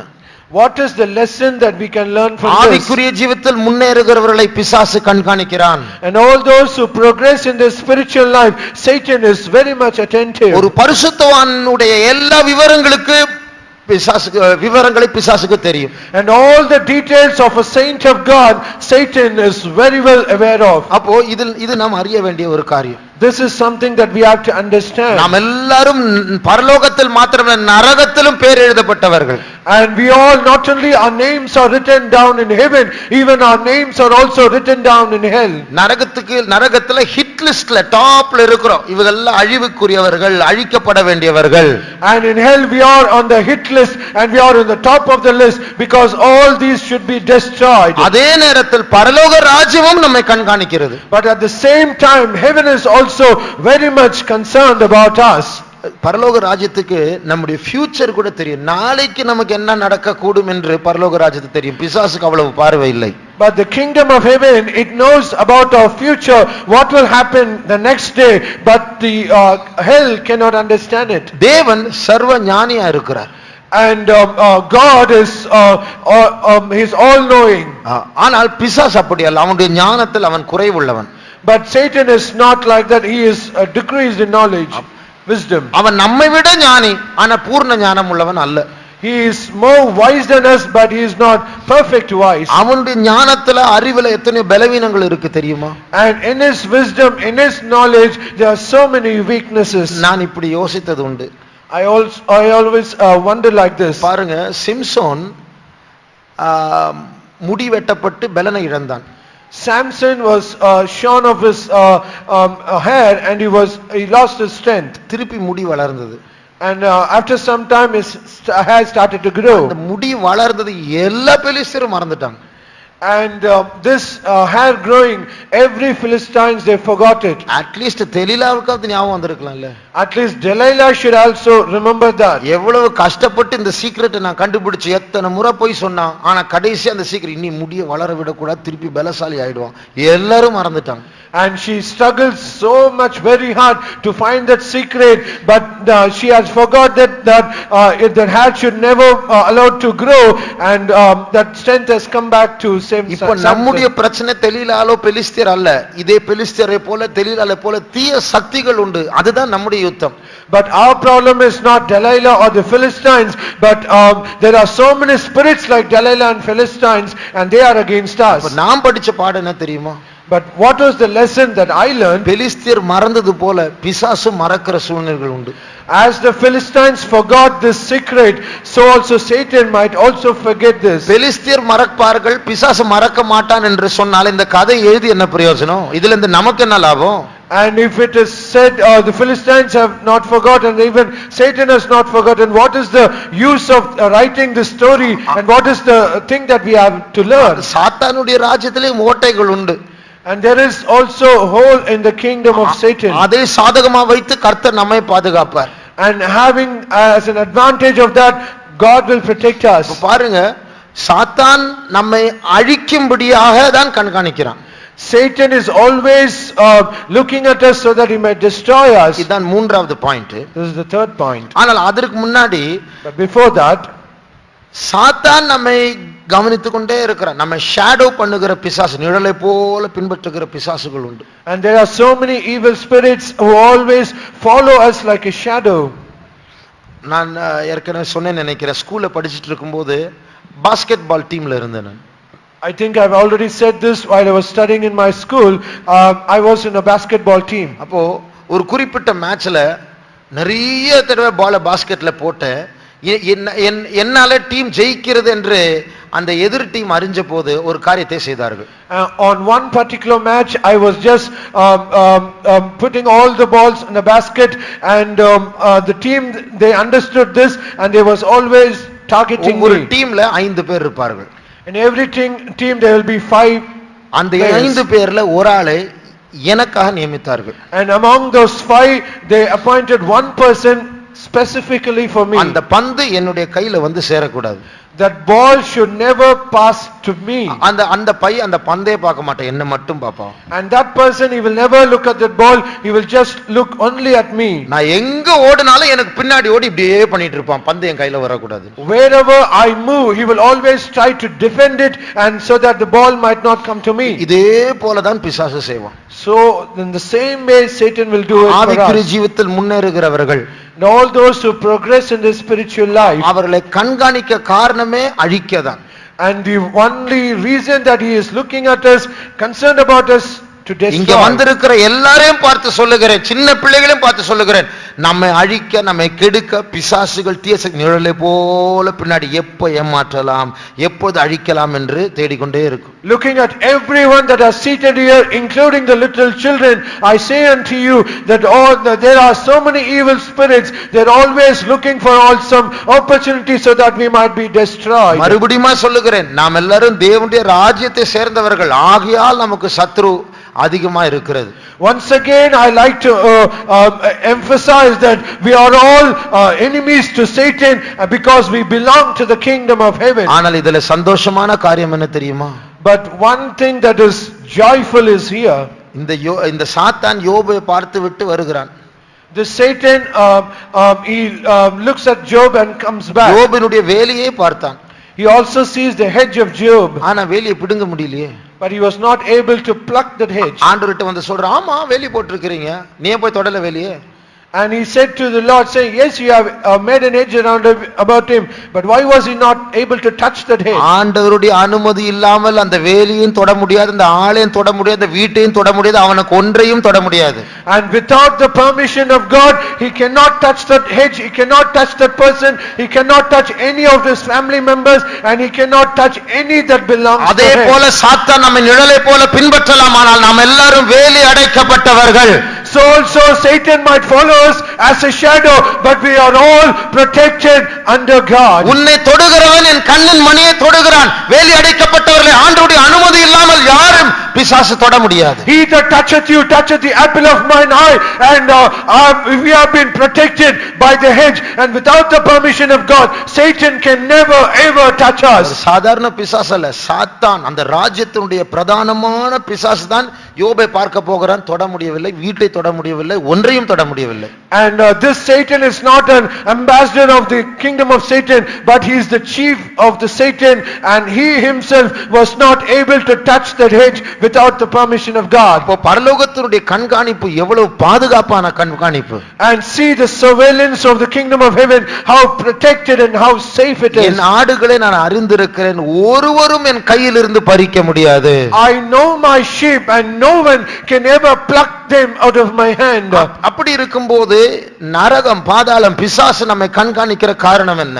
So if that be so, what is the reason hell, Satan and all the world is always attentive to us? அதுதான் மூன்றாவது குறிப்பு. That is the third point. பிசாசுடைய தொழிலே அழிவை உண்டு பண்ணுவதுதான். The very business of Satan is to make destruction. அவனுடைய திட்டமெல்லாம் அழிக்கணும் தான். And all his plans is to destroy. இப்ப பாருங்க, இந்த பிசாசு சாத்தான் உலகமெங்கும் சுற்றி தேவ சமூகத்துக்கு வரும்போது எதற்கு வந்தானங்க? So when we see the Satan, he goes to and fro throughout the earth, he goes to the presence of God, but why did he ever go there? பிசாசுக்கு பல பெயர்கள் உண்டு, அதில் 3 பெயர்களை சொல்லுகிறேன். Satan has many names, but I would like to say 3 of those names. ஒன்று, அவன் சோதனைக்காரன் என்று அழைக்கப்படுகிறான். And one thing, he is a tester, tempter. அப்ப அந்த சோதனைக்காரன் என்ன செய்வான்? So what will this tempter do? நம்முடைய பேருக்கு விரோதமாக பரலோகத்துல ஒரு ஃபைலை திறப்பான். And against our name he will open a file in heaven. அப்ப உங்க பேர்ல அவனுக்கு ஒரு ஃபைல் வேண்டும். So in your name he needs a file. உங்க பேர்ல பரலோகத்துல ஒரு கேஸ் ஓபன் ஆகணும். And in your name there should be a case opened in heaven. சமீபத்துல ஒரு பிரதர் சொன்னார். Recently one brother said to me, என்னுடைய பேருக்கு எதிரில நான் இருக்கிற கம்பெனில ஒரு ரெட் அலர்ட் இருக்கு, காரணம் எனக்கு என் விஷயத்துல ஒரு கேஸ் க்ளோஸ் ஆகல. and against my name in my company there is a red light that is towards me, because against me there is a case that is open, it is not closed. அதே போல பரலோகத்துல நம்ம பேர்ல red colour வரணும், alert வரணும், இவன் ஆபத்துக்குரியவன் என்று சொல்லும்படியாக நம்முடைய பேர்ல ஒரு கேஸ் ஓபன் பண்ணும்படியா சோதனைக்காரனாக வருவானாம். So also in heaven against us there should be a case opened us, and there should be a red light alerting saying this is a dangerous person, so that he comes as a tempter, so that this case might be opened. தேவனுடைய ஞானத்தை பெறாமல் நாம் சோதனைக்கு உட்பட்டால், சோதனைக்கு ஒப்பு கொடுத்தால், without receiving the wisdom of God, if we are in this temptation, நாம் ஏமாற்றம் அடைந்து சிக்கிவிட்டோம். we are being deceived and we are being trapped. இதே சோதனைக்காரன் அக்யூசராக, அதாவது குற்றப்படுத்துகிறவனாக மாறிவிடுவான். And this same tempter, he will become accuser. இப்ப பாருங்க, உலகமெங்கும் சுற்றி சுற்றி திரிந்தான் நாம் பிசாசு. So when we see the Satan is going to and fro through this earth. எதற்காக? Why? இந்த பரிசுத்தவான்களை சோதிக்க, அவர்களுடைய குற்றங்களை கண்டுபிடிக்க, அந்த குற்றத்தை ஃபைல்ல எழுதி பரலோகத்துக்கு கொண்டு போய் தேவனுக்கு முன்பாக காட்டு. So that he might tempt all the saints, and somehow he might record this trial and that sin or fault, and he will open a case in heaven. ஒருவேளை பைபிள்ல எழுதப்படல, ஆனால் இப்படி யூகிப்பது சரியா என்று சிந்திக்க ஒரு ஆகாரமாக சொல்லுகிறேன். Though it is not written in the Bible, but I say it as so that we might imagine or just consider. யோபு குற்றமற்றவன், தேவனை பயப்படுகிறவன், உத்தமன். Job is blameless and is upright and is upright before God. ஆனால் யோபு பிள்ளைகளுக்கு ஒவ்வொரு நாளும் பலி செலுத்துகிறார். ஒருவேளை குடித்து தேவனை தூஷித்திருப்பார்களோ என்று சொல்லி எல்லாம் பலி செலுத்த, அர்த்தம் பிள்ளைகள் அவ்வளவு சரியில்லை. And he every morning he will offer sacrifices to in every name of the children. Perhaps they would have drunk and they would have despised God in their heart.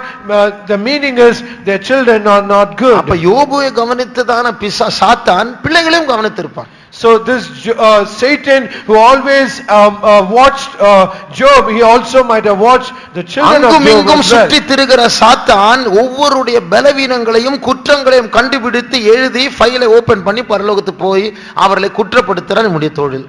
And Satan's business is he that goes to and fro throughout this earth. He will also look at the weakness of every people, and he might accuse them, and he might open a file in heaven against them. உங்களை கேட்கிறேன், I ask you, உலகம் ஃபுல்லா சுற்றி வருகிறான் பிசாசு. Satan is going round and round this whole world, அதுக்கப்புறம் சிங்காசனத்துக்கு போகிறான். and after that he goes to the throne of God. அதற்கு பிறகு என்ன செய்வான்? And after that what will he do? திருப்பியும் உலகம் ஃபுல்லா சுற்றுவான். And again he will come and go around the world. எதற்காக? Why? கண்டுபிடித்த குற்றங்களை வைத்து பரலோகத்தில் நம்மை குற்றவாளிகளை மாற்றி அழிவை பரலோகத்திலிருந்து சட்டபூர்வமாக பெற்றுக்கொண்டு நம்மை அழிக்கும்படியா இரண்டாவது சுற்றி வருவான். And he will record all the faults and errors and sins in our life, and he will go to heaven, and he will open a case or file in heaven, and he will bring that punishment back again so that he might bring it to us. ஆகையால் முதலாவது அவன் சோதனைக்காரன், First he is a tempter, இரண்டாவது குற்றப்படுத்துகிறவன், secondly is an accuser, மூன்றாவது அழிக்கிறவன். thirdly he is a destroyer. யோவான் 10ஆம் அதிகாரம் 10ஆம் வசனத்தை வாசிக்கும்போது, When we read John's Gospel chapter 10 verse 10, திருடன் திருடவும் கொல்லவும் அழிக்கவும் வருகிறானே அன்றி வேறொன்றுக்கும் வரான். நானோ பாருங்க, இது யாரை பற்றி சொன்ன வார்த்தை இது? so about whom these words are நம்முடைய said? எதிராளியை சாத்தானை பற்றி தான். It is said about our enemy Satan. இதுல கவனிக்க வேண்டிய பாயிண்ட் என்ன தெரியுமா? But one point that we have to consider is, திருடன் திருடவும் கொல்லவும் அழிக்கவும் வரானே ஒழிய வேற ஒன்றுக்கும் வருகிறது இல்லையா? வேற வேலையே கிடையாது. அழிக்கணும், திருடணும், கொல்லணும், இது ஒண்ணுதான் அவனுடைய வேலை. the thief's business is nothing but he cometh not but for to steal and to kill and to destroy. அப்ப அவன் சுற்றி திரிகிற நோக்கமே அது ஒன்றுதான். பரலோகத்துக்கு போய் தேவனுக்கு முன்பா நிற்கிற அந்த நோக்கமே அது ஒன்றுதான், நம்மை அழிக்க The வேண்டும். only purpose that he is going around and around this world is to find all the faults, and the only purpose that he goes to heaven is to get the punishment and to destroy us. பாருங்க, சுற்றி திரிந்து வந்தான், யோபுவை கவனித்தான், பரலோகத்து போகிறான். And he went to and fro this earth, and he considered Job, and he went to heaven. ஆண்டவர் கேட்கிறார், நீ யோபுவை கவனித்தாயா? And God also asked Satan, have you considered my servant எவ்வளவு Job? கரெக்டா இருக்கிற, என்ன பயப்படுறான் பார், உத்தமனா இருக்கிறான் பார். And God said, he is so upright, he is fearful about me, and he escheweth evil. அதை பற்றி சாத்தானுக்கு அதாவது ஒரு பாராட்டுதலும் கிடையாது. ஆமா நல்ல மனுஷன், ஒரு வார்த்தை அவன் வாயை திறந்தாலே அவனை அழிக்கணும், அதுக்கேற்ற வார்த்தை தான் வருது வெளியே. And about all the goodness of Job, there was not even a single appreciation about the character of Job, but the only purpose that Satan he has to destroy Job. ஆமா, நீங்க வேலி போட்டா எல்லாரும் தான் சோத்திரம் பண்ணுவாங்க, எல்லாரும் தான் பயப்படுவாங்க. வேலியை பிடுங்குங்க, என்ன உள்ள போ விடுங்க, நான் தொடறேன், அப்ப பாருங்க என்ன பண்ணுவாங்க.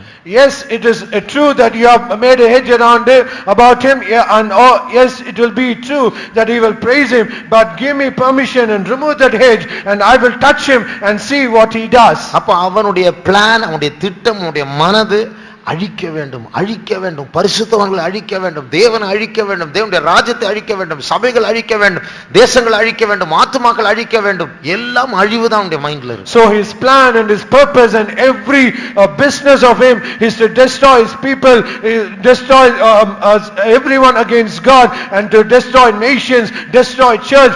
Everything about him is destruction. நான் ஒரு ராத்திரி ஜெபத்துல ஒரு காரியத்தை சொன்னேன்.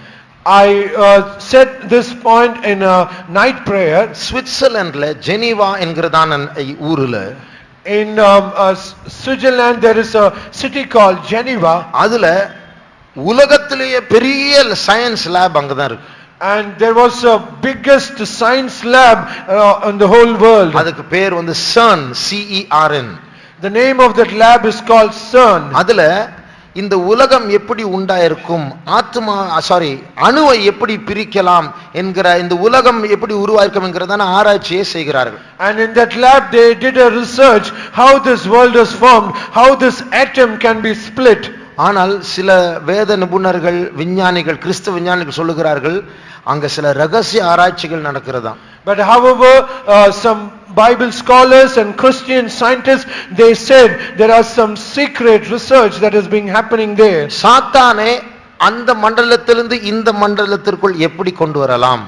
And they were researching, saying how we can bring Satan from that dimension to this dimension. அந்த மண்டலத்தில் இருக்கிறதான ஆவிகளோடு இங்கே இருக்கிற நாம் எப்படி தொடர்பு கொள்ளலாம், இதெல்லாம் இந்த ஆராய்ச்சியில நடந்துட்டு இருக்காங்க. And there is a research happening there, how from we who are in this dimension, how we can communicate with those spirits in that dimension. அதாவது இந்த மண்டலத்திற்கும் அடுத்த டைமென்ஷனும் இடையில் எப்படி போர்ட்டல்ஸ், எப்படி வாசலை திறக்கலாம், அது அந்த ஆராய்ச்சி நடந்து கொண்டிருக்கு. And research is happening how they can open portals wherein people from this dimension they can communicate with the spirits from that dimension. அதுல அந்த ஆபீஸ்ல, அந்த சுவிட்சர்லாந்து அந்த மெயின் ஆபீஸ்ல காம்பவுண்ட்ல 12 அடி உயரத்தில் ஒரு பெரிய சிலை இருக்கிறது. And in that main campus, in that main office, there is a 12 feet statue there. அது இந்தியாவில் பிரதானமாய் வழிபட்டு வருகிறதான ஒரு சிலை, ஒரு தேவனுடைய சிலை. And that statue or the idol is the idol of the famous God that is being worshipped in India. அந்த தேவன் அழிக்கிறவர் என்று இந்து கொள்கையை சொல்லுகிறது, அழிக்கிறவர். And even the Hindu principles, they said that name of that God is a destroyer. அப்போ ஆனால் அவர்களை கேட்டால் என்ன சொல்லுகிறது, எதுக்கு அழிக்கிறார் தெரியுமா, மறுபடியும் சிருஷ்டிக்கும்படியா அழிக்கிறவர். And they say why he destroys, because he should recreate. அப்ப அந்த அர்த்தம் என்ன தெரியுமா, சாத்தான் வரப்போகிறான், Satan is going to come, பேரழிவு வரப்போகிறது, there is going to be mass destruction. அந்த சாத்தானை பின்பற்றுகிறவர்கள் சொல்லுங்க என்ன தெரியுமா, so all those who follow Satan, what do they say? இன்றைக்கு உலகத்தினுடைய ஜனத்தொகை 700 கோடி, and now the world population is 7 billion. ஆனால் இந்த அழிக்கிறவன் 500 கோடி ஜனங்களை அழிக்க போகிறார். But this destroyer is going to destroy 500 crores. யோசிச்சு பாருங்க, அவருடைய கணிப்பின்படி இந்த 7 வருஷத்துல 500 கோடி ஜனங்கள் சாகணுமா. And according to their calculations, 500 crores of people are going to die. இப்படி அழித்தால் தான் மறுபடியும் சிருஷ்டிக்க முடியும். Only when we destroy in such a degree, then we can recreate. ஆனால் அதில் ஒரு பொய் இருக்கு. However, there is a lie in that. Destroying only to recreate, அதாவது மறுபடியும் சிருஷ்டிக்கும்படியாக அழிக்கிறவர் என்று சொல்வது பாதி உண்மை பாதி பொய். When he says he destroys so that he might recreate, it is half true and half false. பிசாசுக்கு அழிக்கிற வல்லமை உண்டு, சிருஷ்டிக்க வல்லமை இல்லை.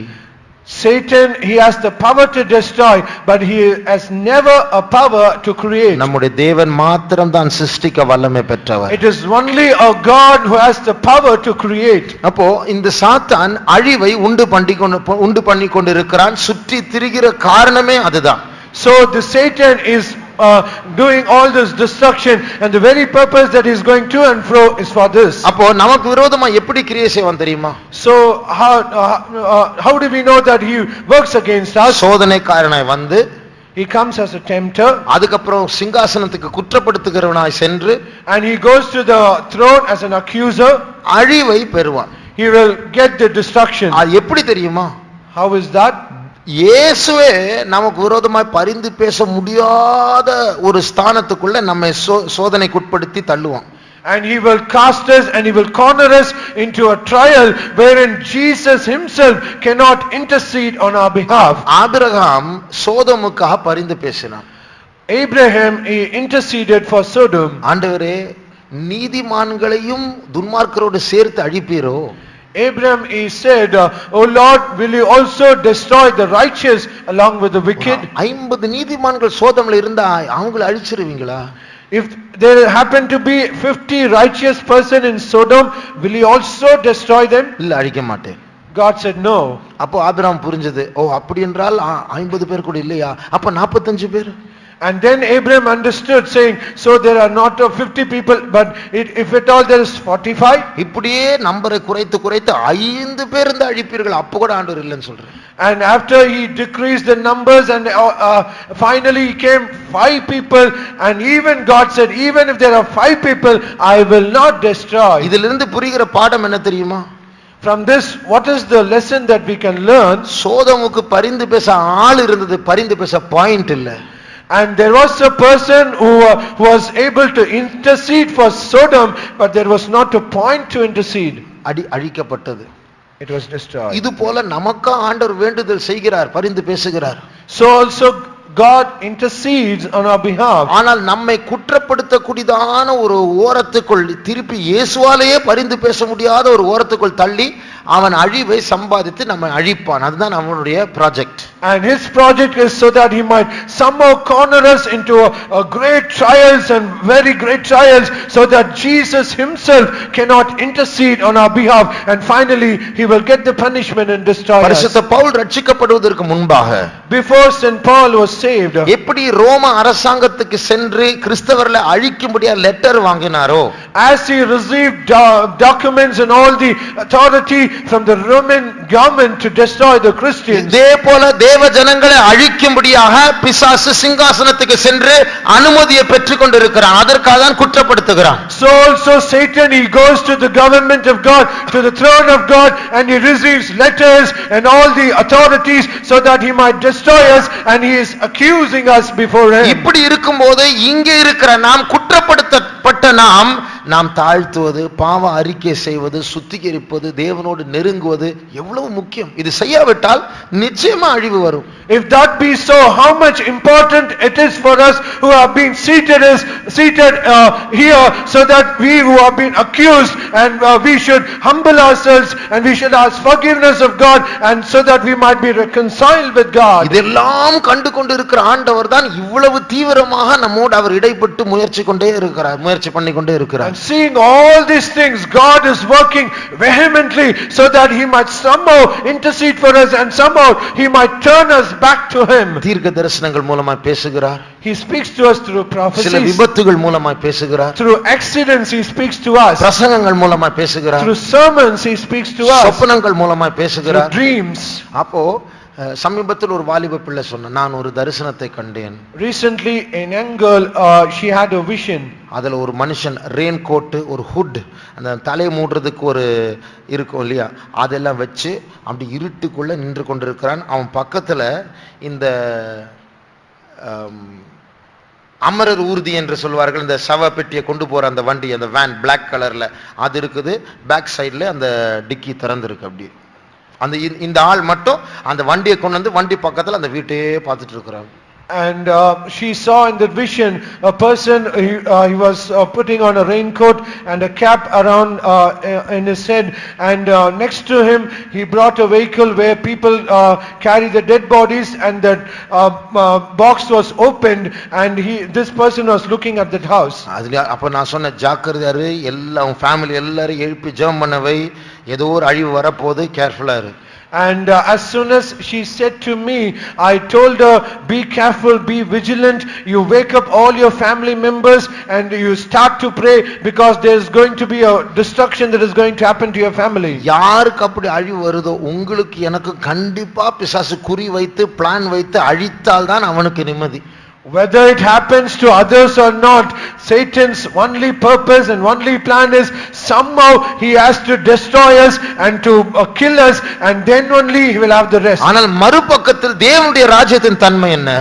But on the other side, what is the aspect of the kingdom of heaven? இதோ எல்லாவற்றையும் நான் புதிதாக்குறேன். Behold, I create everything new. பழையவைகள் ஒழிந்து போயின, எல்லாம் புதிதாயின. All things have been passed away, everything have become new. இது சாத்தானுக்கு நேர் விரோதமான காரியம் அது.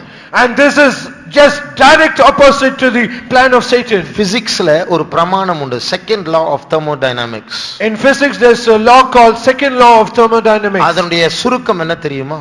Well, the brief or the crux of that law is, இந்த பூமியில், இந்த அண்ட சராசரங்கள், இந்த யூனிவர்ஸ்ல இருக்கிற எல்லாமே அழிவை நோக்கி போய் கொண்டு இருக்கிறது.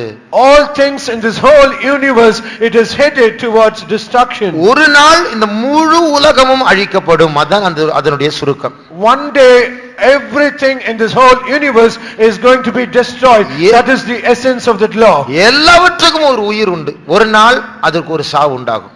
For everything there is a life, but for everything at one day it has to destroy. நம்ம போடுற Dress-ஆ இருக்கட்டும், நம்முடைய சரீரமா இருக்கட்டும், ஒரு மைக்ரோஃபோனா இருக்கட்டும், ஒரு வீடா இருக்கட்டும், நம்முடைய சொத்தா இருக்கட்டும், முழு பூமியா இருக்கட்டும், சூரியனா இருக்கட்டும், எல்லாத்துக்கும் ஒரு லைஃப் இருக்கு, ஒரு நாள் முடிவு வர போகிறது. If it be a dress, or it might be a body, it might be a house, it might be sun or moon, and everything in this universe, everything has a life and everything has to die one day. ஆனால் However, இந்த முழு பூமி, முழு உலகம் அழிவை நோக்கி போய் கொண்டிருக்கும் போது அதற்கு மாறாக அழிக்கப்படாமல் வளர்ந்து கொண்டே இருக்கக்கூடியதான ஒரே ஒரு காரியம் உண்டு இந்த பூமியில்.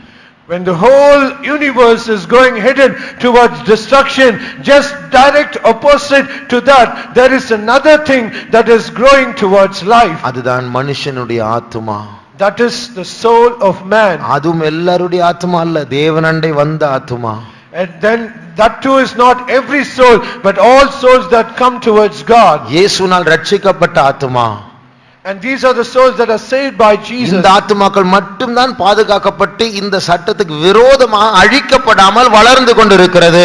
Only these souls are being protected by the truth and the doctrines, and it is growing in life and not be destroyed. யாருடைய ஆத்துமா தேவனால் பாதுகாக்கப்படுகிறதோ, all those souls who are being protected by God, தீட்டுப்படாமல் ஓடுவோமே, யாருடைய ஆத்துமா தீட்டுப்படாமல் பாதுகாக்கப்படுகிறதோ, all those souls who run without being defiled, தீட்டுப்பட்டால் யார் யார் சீக்கிரமே ஆண்டவர் என்ற இயேசுவண்டை சென்று மன்னிப்பு கேட்டு ஒப்புரவாகுகிறார்களோ, and all those, though they be defiled, if they go to Jesus and they ask forgiveness and be reconciled with them, அந்த ஆத்துமா அழிவுக்கு விரோதமாக அழிக்கப்படாமல் வளர்ந்து கொண்டே இருக்கும். and that soul will grow against the destruction, and it will grow towards life. நம்முடைய கண்களை மூடுவோமாக. Let us close our eyes. நாம் பாக்கியவான்கள்.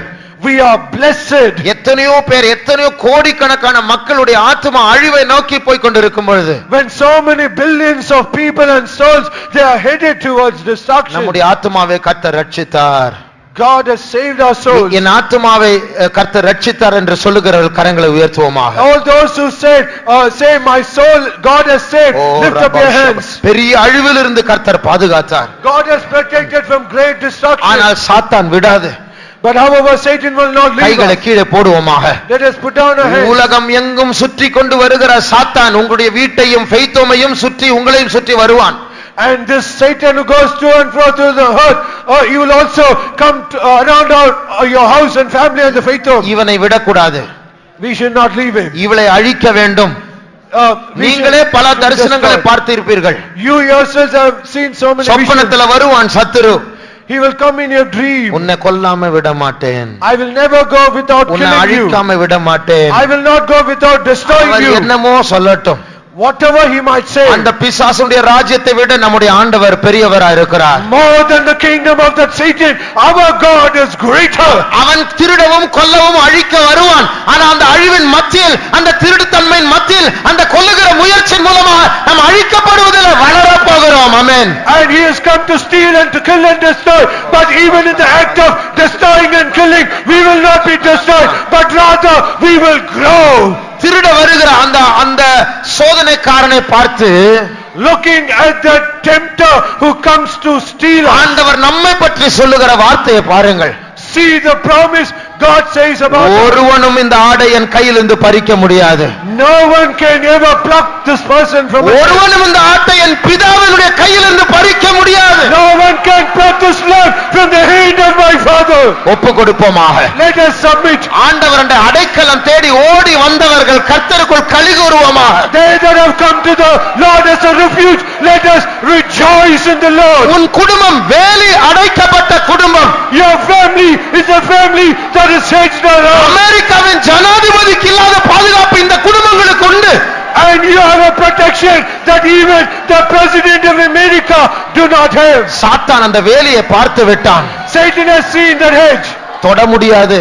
He can never touch. தாண்டி வர முடியாது. He can never cross. அந்த வேலி தான் தூதர்களுடைய காவல். That hedge is a protection of the angels. அந்த வேலி தான் உங்க வீட்டை சுற்றி இருக்கிற தேவ சமூகம். That hedge is the presence of God that is around your house. அந்த வேலி தான் இயேசுவின் இரத்தம்.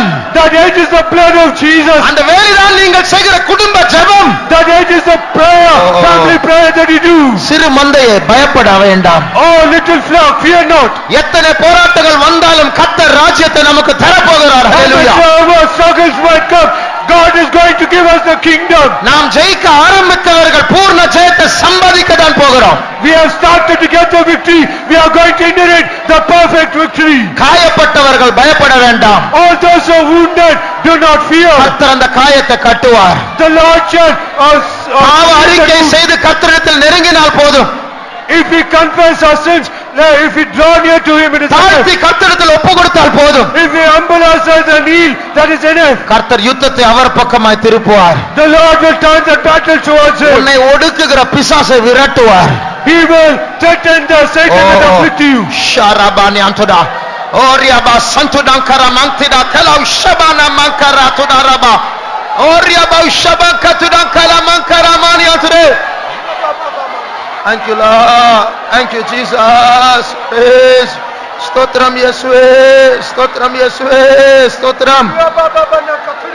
கண்களை மூடி ஒரே ஒரு வசனத்தை வாசிக்க கேட்க போகிறோம். Let us close our eyes and we are going to hear a verse being read. ஒரு காலம் ஒரு பைபிள்ல ஒரு சூழ்நிலை பற்றி சொல்லப்பட்டிருக்கிறது. In the Bible it is said about a situation. இந்த பிசாசும் சாத்தானுடைய ராஜ்யத்தை சேர்ந்த தீய சக்திகள் And the Satan and all the evil powers that belong to his kingdom.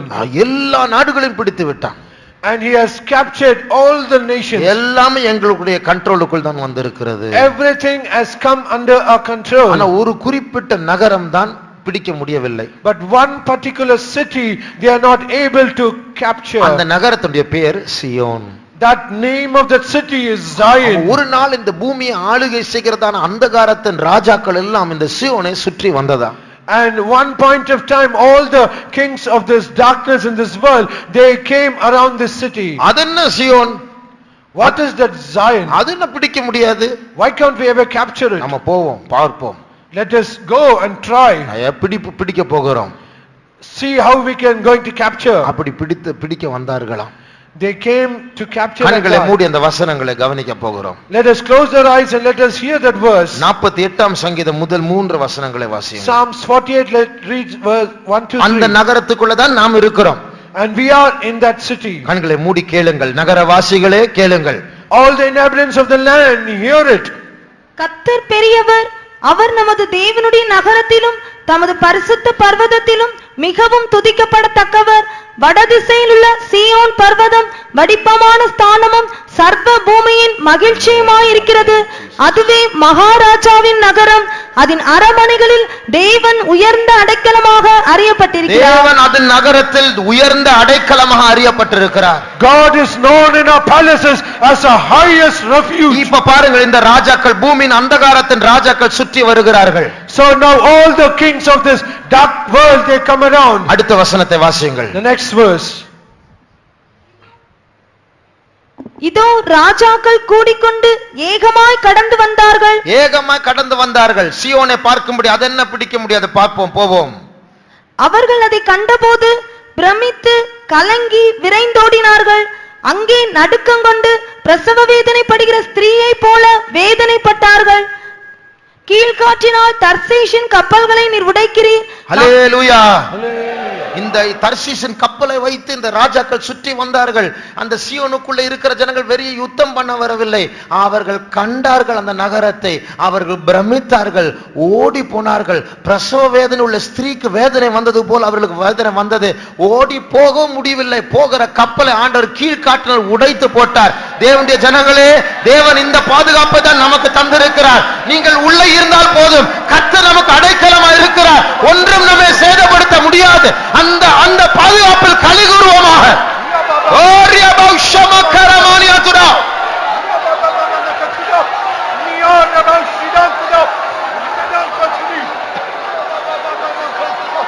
திதா மங்கரா சத்திரா கபாரா மந்துடா கலமானியாதுடா திதா பௌஷம கதுடா கரமானாதுடா.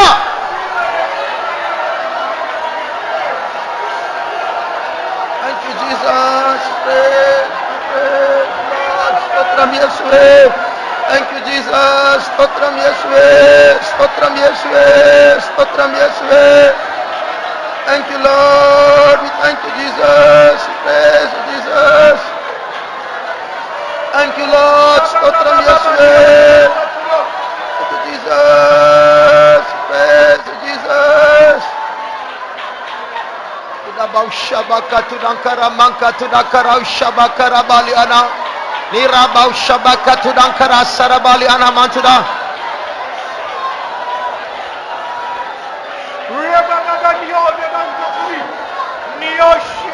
அபிஷேகம் பெற்றவர்களே, all those who are anointed, இந்த பாதுகாப்பு உங்களை சுற்றி இருக்கிறது மாத்திரமல்ல, not only this protection is around you, அந்த அடைக்கலமா இருக்கிற தேவன் உங்களுக்குள்ள இருக்கிறார். and God who is that refuge, he is within you.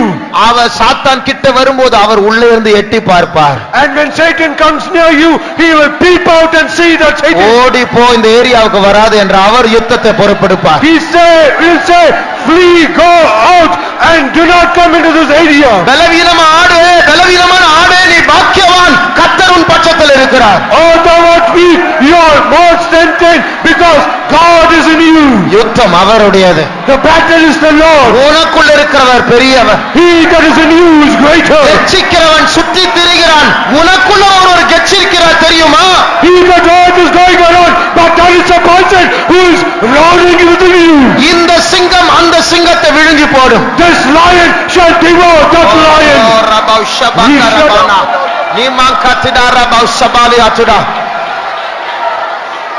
பரிசுத்த பவுல் ஒரு முறை இப்படி சொன்னார். Saint Paul said like this once. கர்த்தர் என்னை சிங்கத்தின் வாயிலிருந்து தப்புவித்தார். God made me to escape from the mouth of lions. என்ன அர்த்தம்? What is the meaning? இந்த பரிசுத்த பவுல் சிங்கத்துடைய வாய்க்குள்ள போய் வெளியே வந்தாராம். He says that Saint Paul, he went to inside the mouth of lion and he came out. அந்த சிங்கம் ஏன் வாயை மூடவில்லை? Why was that lion was not able to ஏன் பவுலை விழுங்கவில்லை? Why was it not able to swallow Paul? பவுலுக்குள்ள ஒரு பெரிய சிங்கம் இருந்தது. Because there's a greater lion inside Paul. அந்த சிங்கம் நமக்குள்ள இருக்கிறார். And that same lion is within us. அவர் அந்த சிங்கத்துக்கு விரோதமாய் கர்ஜிக்கிறவராய் இருக்கிறார். more than the lion that's outside.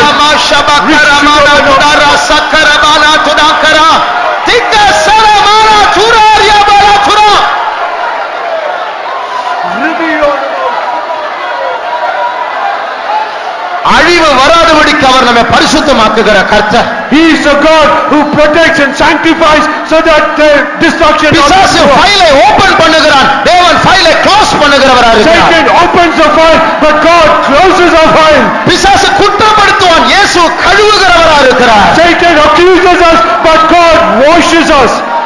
அவர் நம்மை நீதிகரிக்கிற கர்த்தர். He is a God who justifies us. நம்மை கோர்ட்டுக்கு அவன் கூட்டிக் கொண்டு போகும்போது இயேசு நம்மோடு கூட வருவார். ஆமென். And when he takes to the court, Jesus will come along with us. நம்முடைய பாவங்களை அவர் மாற்றி போடுவார். He will change our sins. பிதாவுக்கு முன்பாக நான் இரத்தத்தை சிந்தினேன், இவர்களை நான் தெரிந்து கொண்டேன், இவர்கள் என் பிள்ளைகள் என்று சொல்லி நம்மை அவர் கழுவி பாதுகாக்க நீதி உள்ளவராக இருக்கிறார். And he is a righteous God and he will wash us. And he said he will before the Father. He said, I will shed the blood for this person. He is my child.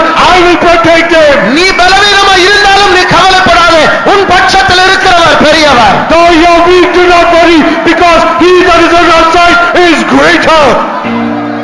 வெளிச்சங்கள் வீசுது, அந்தகாரம் மாறுது. வெளிச்சங்கள் வீசுது, அந்தகாரம் மாறுது. தெய்வத்தின் ஆவி உள்ளில் வரும் பொழுது, தெய்வத்தின் ஆவி உள்ளில் வரும் பொழுது. வெளிச்சங்கள் வீசுது, அந்தகாரம் மாறுது. வெளிச்சங்கள் வீசுது, அந்தகாரம் மாறுது. தெய்வத்தின் ஆவி உள்ளில் வரும் பொழுது, தெய்வத்தின் ஆவி உள்ளில் வரும் பொழுது. வெளிச்சங்கள் வீசுது, அந்தகாரம் மாறுது. வெளிச்சங்கள் வீசுது, அந்தகாரம் மாறுது.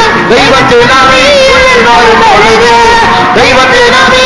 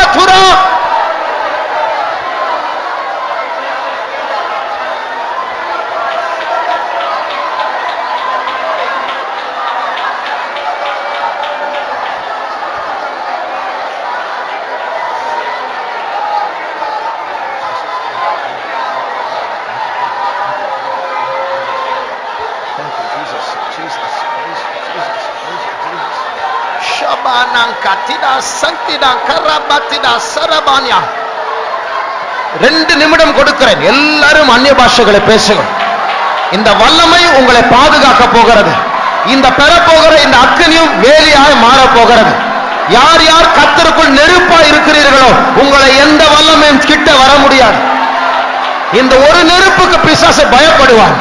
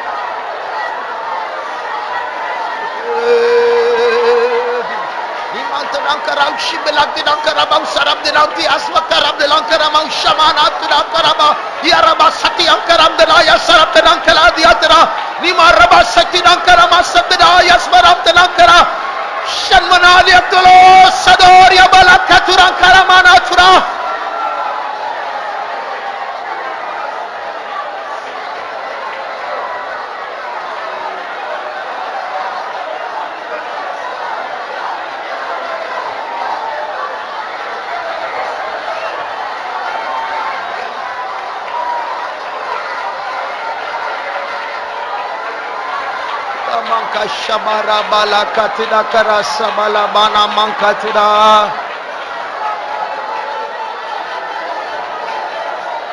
Jesus.